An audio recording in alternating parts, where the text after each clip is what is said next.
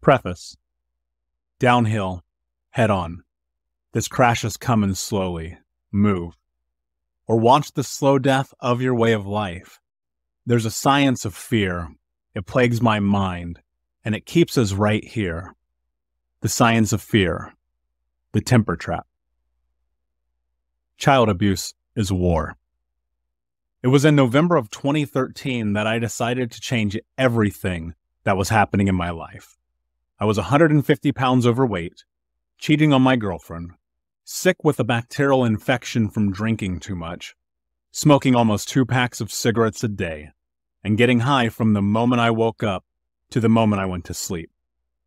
I was thriving as a wedding photographer, building an e-commerce clothing brand, and working a third job to cover the expenses of the second business. To say the least, I was a workaholic, consumed with a million projects, which meant I didn't have to be alone with myself or my girlfriend. Photography led me down an incredible path, but required all of my energy. I was working with huge companies and getting recognized for my talent in multiple publications. The business part of my life was great, but my personal life was a disaster. In a word, my life was chaos. One morning, everything changed.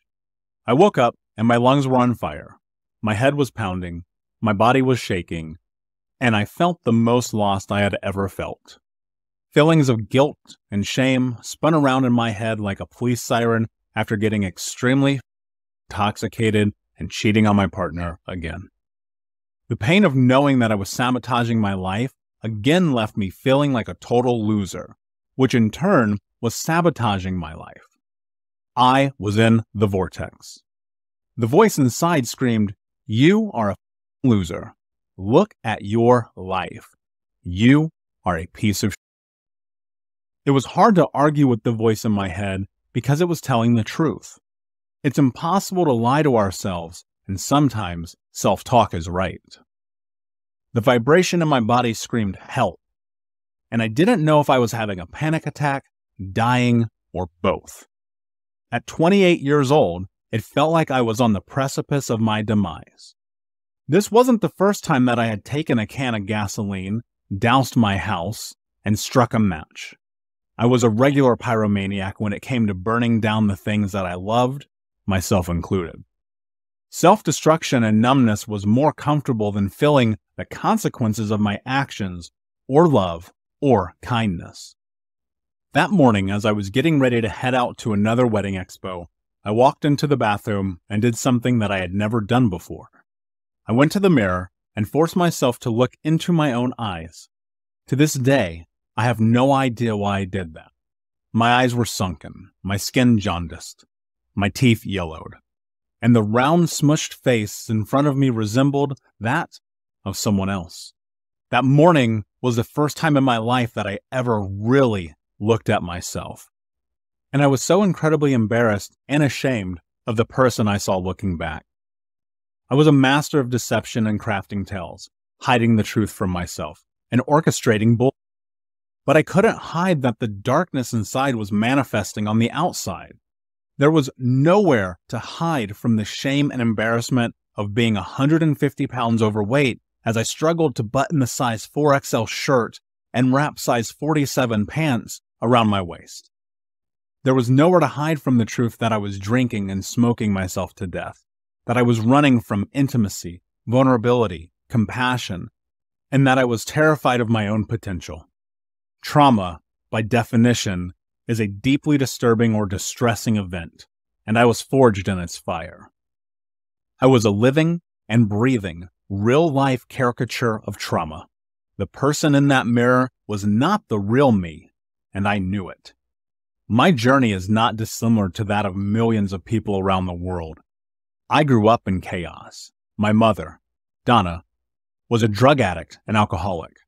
She cut my finger off when I was almost 4. She claimed it was a bicycle accident, but my grandmother told me otherwise. I will never know the truth. She was a narcissist, a liar, a thief, and ultimately a victim of the same abuse that my brothers, sister, and I suffered. She was cold, manipulative, callous, cruel, narcissistic, bipolar, manic depressive, suicidal, and only out for herself. She always put herself before her children. She often walked about the house naked and high. It wasn't until I read The Truth by Neil Strauss that I came to understand that our relationship was covertly incestuous due to her often sleeping nude next to me when my stepfather or other men were not around, crowning me the man of the house, rewarding me for being her big man, and often using me as an in-between for her relationships. I learned to become a master manipulator, liar, and thief from watching her coerce her way through life while weaving countless webs of deceit to get what she wanted from other people. I believe that it was her own abuse which led her down a path of self-destruction, and it rubbed off on my siblings and me.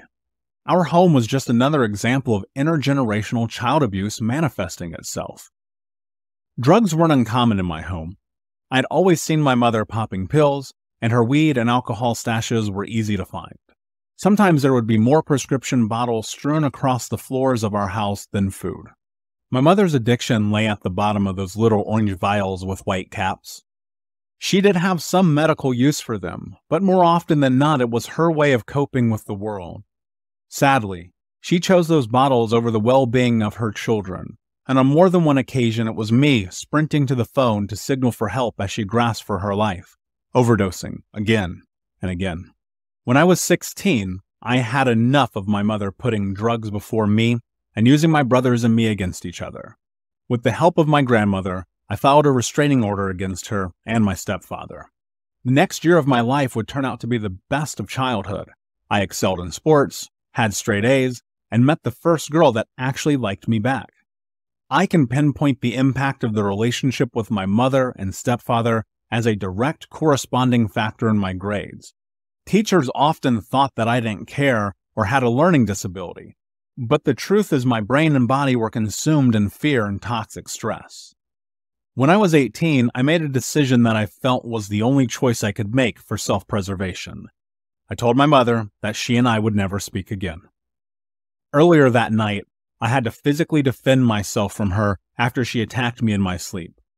Until that night, I had never hit her, even in self-defense, but her drug-fueled attack was the last straw. I only saw her a couple of times after that night. From 18 until the day she died, I had almost no contact with her. Ultimately, those little, round, oval, and triangle-shaped pills would take her life. My father, Michael, who I am named after, abandoned me when I was barely 2 years old. When people ask me about him, I tell them that I never met him. But that is not entirely true. The truth is that I did meet him around my 5th birthday. He picked up my brothers and me from the rundown apartment we lived in on the west side of Indianapolis with my mother and our mutt mixed breed dog, Wolfie.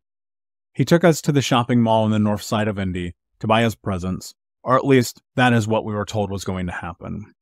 There were no presents, but we did have a slice of pizza in the food court. After asking to ride the penny horses, he beat us in front of onlookers who did nothing to stop him. I don't know what we did that was so wrong. I will never forget that day. That is my only memory of him, and to carry his name is a burden that I often feel. Part of me has always thought that I would change my name, and the other part of me wants to prove my strength despite him. My stepfather, Sebastian, was hyper-abusive and liked to torture me by flicking me in the head, calling me fat and worthless, and hitting me for asking questions. He once slammed me into the living room closet door when I confused the word Pisces for feces, as I tried to read my baby brother's horoscope from the Indy Star Sunday paper. My youngest brother is his only biological son, and the only one that didn't suffer. My stepfather found joy in dragging my brothers and me out of our beds and beating us. He would scream, "Keep crying and I'll give you something to cry about." Eventually, I learned to stop crying and accept pain as a way of life. I used to think that my childhood officially ended the night that he beat my brothers and me so hard that I passed out on the kitchen floor after putting wet dishes away in the cabinet. The punishment I endured for simple mistakes of being a child were harsher than most people who commit rape and murder. I could handle the torment and bullying at school because I knew I got to go home. At school, I was an easy target. I smelled like piss, wore hand-me-downs, and had the temperament of a toddler. The abuse and torment I experienced at home would shape the next 2 decades of my life. The only solace I had were the nights that my stepfather was gone and working hundreds of miles away as an over-the-road truck driver. Hearing his car door close in the driveway announcing his arrival was always the most terrifying moment as a child. I never knew when he was going to be back from a trip. Well into my 20s, the sound of a car door closing would send me sprinting to the window to look out. I knew that the time between that door closing and him getting into the house was enough to stuff a teddy bear into my underwear and to take the brunt of the punishment that I surely was about to receive. At 6'4" and over 200 pounds, he packed a punch, and I felt it more than I care to remember. Between being locked in closets, having my head slammed into walls, beaten for mispronouncing words, and constantly walking on eggshells for fear of his wrath, I was in a constant state of fear. There were no days off, and holidays were even worse. I'll never forget the Christmas that he got his new bikes, which were taken away only days later. We were too stupid and retarded to deserve them. My nights were robbed of sleep, and my days were filled with vicious attacks. It was never enough to be hit once or twice. The good beatings never seemed to end until I was on the ground in the fetal position grasping for air. Today, as I stand at 6'4" and 200 pounds, I know my strength, and I can't imagine a more cowardly act than hitting a child or making fun of them for wetting the bed. I wet the bed until my late teens because my nervous system was completely and utterly. I know that, like my mother, his childhood must have been filled with torment after torment. On some of the summer days during school breaks, we would stay with his mother, Mary, who babysat my brothers and me along with her 4 foster children. The way she treated those children is on par with the worst horror movies I've seen. She treated her foster children worse than my brothers and I were treated by her son, my stepfather. They were starved, beaten, and embarrassed on a daily basis. Once, after hiding a corn muffin in her panties to eat later in the day, one of the foster girls was dragged to the garage by her hair, stripped naked, beaten, and forced to eat the muffin off the oil-soaked floor in front of every child in that house. This was so common that I wasn't shocked.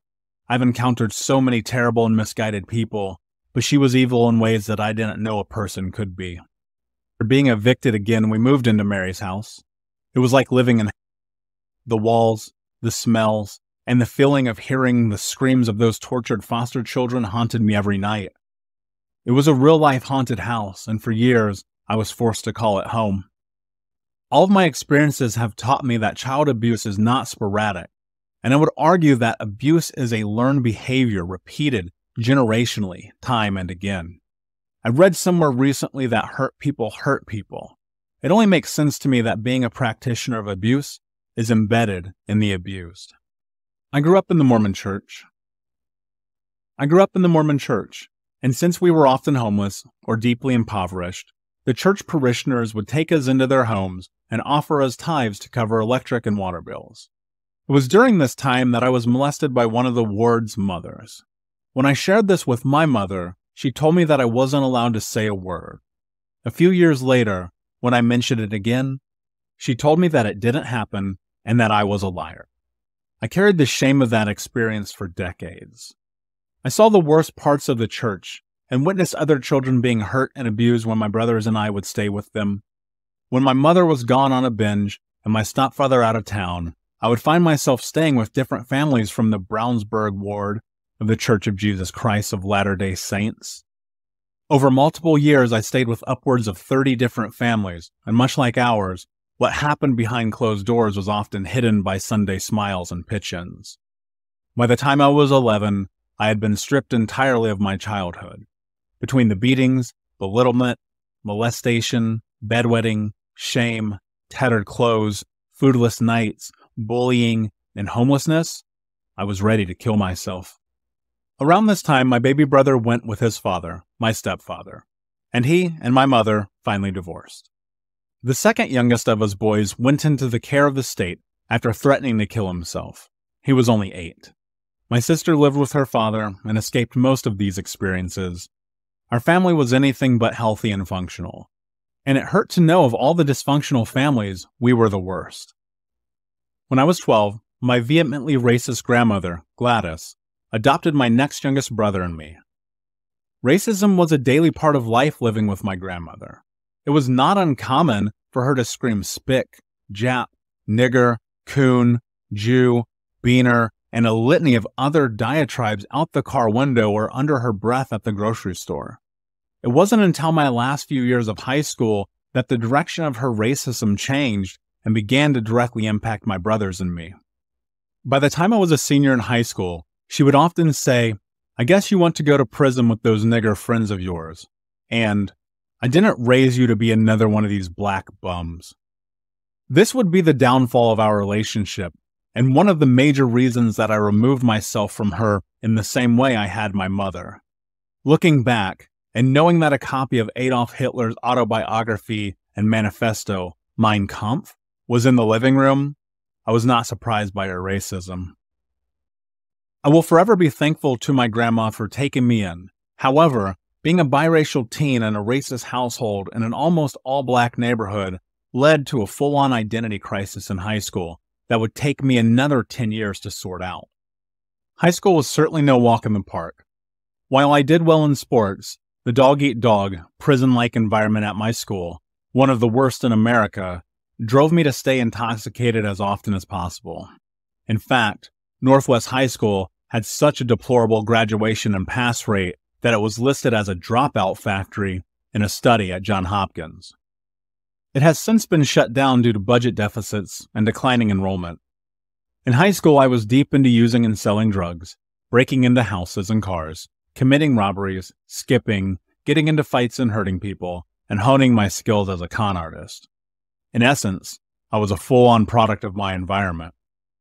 I started drinking daily before I graduated, and the sad truth is that a lot of us did. I was on a one-way path to being kicked out of school, but there were two teachers who, without question, impacted the direction of my life. Mr. Hollingsworth was the only man in my life that instilled any sense of belief in me. He made me feel valued and believed in my talent on the wrestling mat and in school. He was the only person to ever recognize that something bad had happened to me, and the only person to tell me that I was going to do something important with my life. His support will never be lost on me, and I am forever grateful. My life seemed to be headed towards total collapse, but by sheer luck, I had another amazing teacher who taught me the most important lesson I have ever learned. Mr. Brown was the kind of teacher that had seen everything, and I'm sure I'm not the first or last kid to try to win him over in an effort to get out of showing up. In the last semester of my senior year, he failed me for not showing up to class, and I was forced to attend summer school while my friends were beginning their first season of real freedom. I begged him to pass me. I literally cried and begged him. I punched the lockers and screamed, but he wasn't fazed.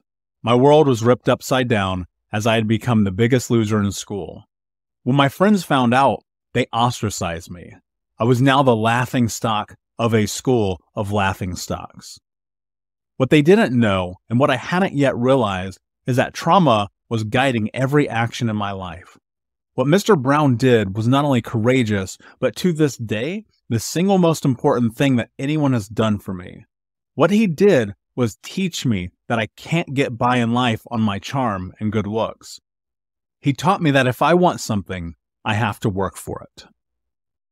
After not being able to get into the military because of my medical history, I spent the next couple of years chasing girls, working in restaurants, and partying until 6 a.m. I had no regard for my own well-being or those around me, and constantly put myself and others at risk as I rode the spiral of sex, drugs, and booze. Like I was Tommy Lee of Motley Crue. In full disclosure, Tommy Lee was my idol as a kid. I knew that I was destined for something outside of homelessness and abuse, but I didn't know how to get there except through money and power. I made a decision that I would do whatever it took to legally make a six-figure income by the time I was 21. I assumed that the way out of poverty and the insanity of my youth was money. So I worked my off until ultimately finding success in corporate America at one of the largest insurance companies in the country. At 21 years old, I was making more money legally than anyone I knew.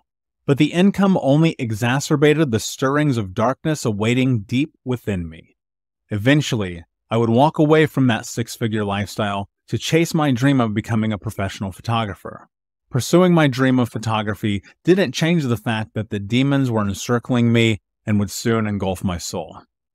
On my 26th birthday, I put a gun in my mouth as my girlfriend pounded on the bathroom door, begging me not to kill myself. I will never forget the taste of the cold metal against my tongue. I pulled the trigger, but the pin didn't strike the bullet casing. A failure to fire. I had guns in my life since I was a child, and I will never understand why that round malfunctioned. 2 days later, I went to the firing range, and the same gun worked like new. Fast forward 3 years. My photography and e-commerce businesses were booming, but everything else around me was in shambles. My relationships were a total lie because I was addicted to sex, porn, and was surrounded by toxic people who encouraged me to continue down the path I was on, instead of getting my together. Being young with money opens the world to the best and worst possibilities, and I chose to swim in a pool filled with alcohol and drugs. I was drinking and getting stoned every day. I was addicted to feeling numb, and I only cared about getting. I sought validation from every external source I could find. I was in the worst shape of my life, weighing in at over 340 pounds. In addition to being morbidly obese, I was smoking 2 packs of cigarettes a day. I was depressed, anxious, having panic attacks, and suicidal thoughts. I felt like complete. I couldn't face the cold hard truth that I needed to stop making excuses and take my life back. After another drug and alcohol-fueled night, I woke up hating myself. I hated who I was and who I had become. As a child, I promised myself that I would be better than the people who brought me into the world. I'd broken that promise to myself. I decided in a single moment that everything had to change. This was my mirror moment. That was 7 years ago. There's a lot to be said about the impact of our past and the way that it shapes us into the people we are and will become. But more often than not, it's a crutch and an excuse. I no longer seek validation for my existence through external sources, and have found a real and true love for myself. I'm no longer playing the victim.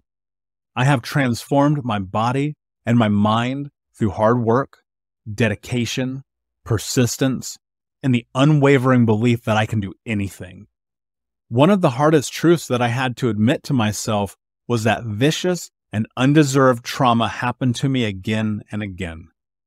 I had to accept that I had survived some of the most toxic environments imaginable, and that I lost my way because I was so dissociated from the truth. They say that the truth will set you free, and I agree with that to an extent.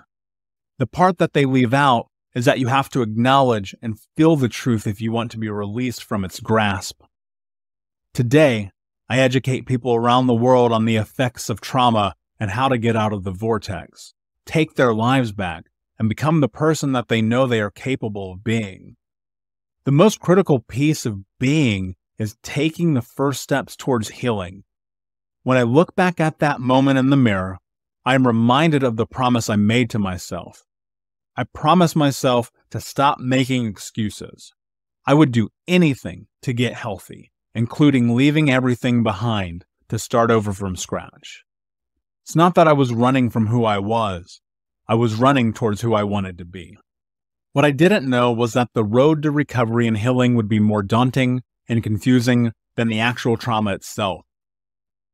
Surprisingly, the process of discovering who I am was more complicated than being the person that the world wanted me to be. The day everything changed, I acknowledged that I was responsible for creating the Michael I saw staring back at me. The Michael that stands in front of me today is the same, but with one huge difference. Today, I love myself. I love my strength, courage, personality, body, heart, and mind. I had to walk over the fiery hot coals and smoking ashes of the flames that once engulfed me because that was the only way I could create who I am today.